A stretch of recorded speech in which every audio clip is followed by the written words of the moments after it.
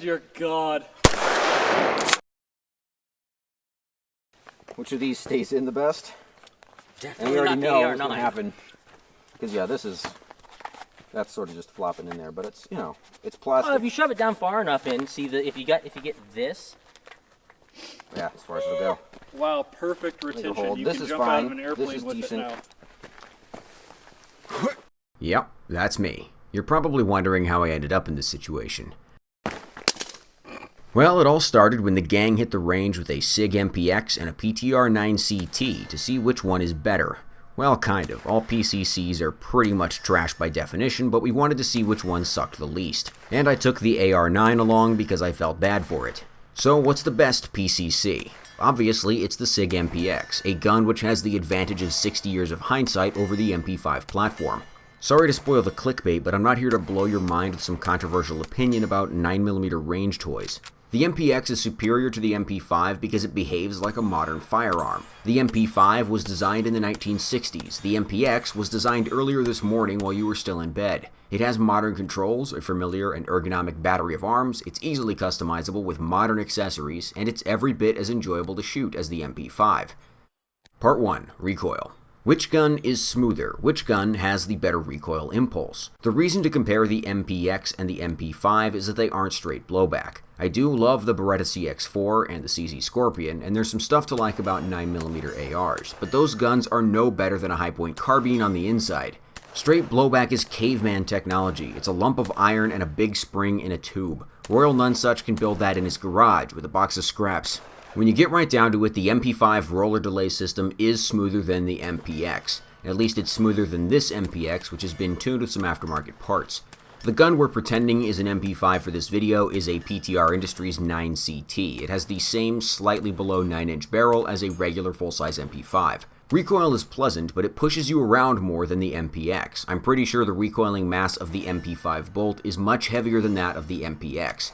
The MP5 also doesn't have an inline stock or brace. It drops a lot to accommodate the low iron sight, so the recoil is slightly off axis to the brace. That makes the gun rotate under recoil and it brings your sights off target.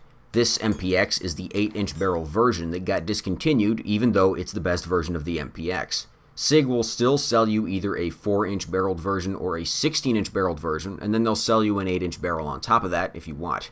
Thanks, guys. The recoil impulse on the MPX is sharper and faster than the MP5. The inline brace helps too. The MP5 may be comfier, but the MPX will keep you on target better. So the winner here is the MPX. Part 2. Ergonomics. I'm pretty good at reloading an MP5. Roof, who owns the MPX, is really good at reloading an MPX. The MPX has last shot bolt hold open, it has an ambidextrous push button magazine release, and an ambidextrous bolt drop button as well. So as the gun locks open, you're grabbing a new mag with one hand and dropping the empty mag with the other. Then as soon as the fresh mag is in the gun, you drop the bolt and you're done. In theory. I tried it a few times and sort of got the hang of it, but nowhere near as fast as Roof. So... Yep, so just mag drop up. Alright. Yeah, you literally just like hit the mag release and just go straight up to the bolt release.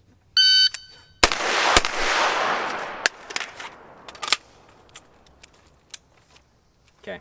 No. Try that again. Try it again. Try it again. With the MP5, you first have to drop the hammer on an empty chamber before you even realize it's empty. From there, you retract the bolt and lock it in the rearward position, pull the magazine out with your left hand, grab a new magazine with your left hand, put it in, and drop the bolt with your left hand. Your right hand doesn't get to participate very much in this process, and no, it doesn't matter if you're left-handed. Left-handed people can't shoot MP5s anyway. The point being, you could practice reloading the MP5 all day, every day, for years, and you wouldn't be able to reload as fast as an octogenarian quadruple amputee with an MPX and a blood alcohol content of 0.2. The MPX also has pretty decent magazines. They're basically 9mm Lancer mags, plastic bodies with metal feed lips. Lancer is probably the OEM. MP5 mags are fine too. The clear plastic ETS mags have worked pretty well for me so far, but I'm sure they'll break while this video is in the render queue. The Korean Gen 2 metal mags have been flawless, and you don't have to pay the SIG tax or the HK tax. Neither one is as good as CZ Scorpion mags, but they're both better than Colt SMG mags, which are too heavy and don't stay in an elastic mag shingle. Also, on my AR9, if you insert the magazine too sharply, you knock the top round of the magazine loose, and then your gun is fucked.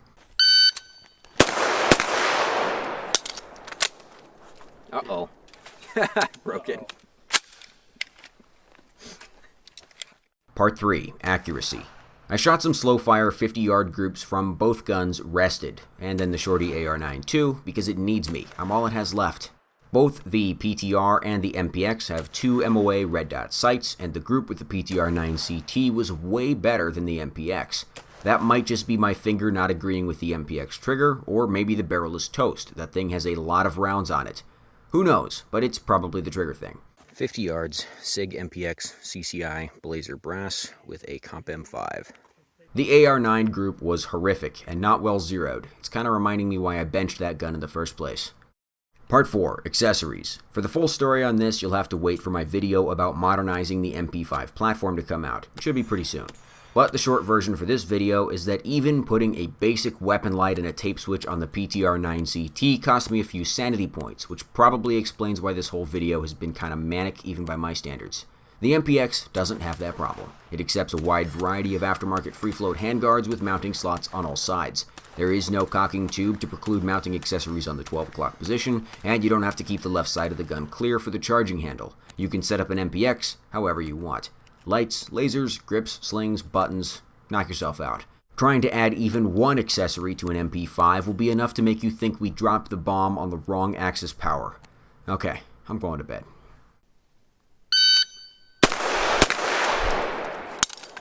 Gentle. Maybe if you took the UTG stuff off of it, it would work.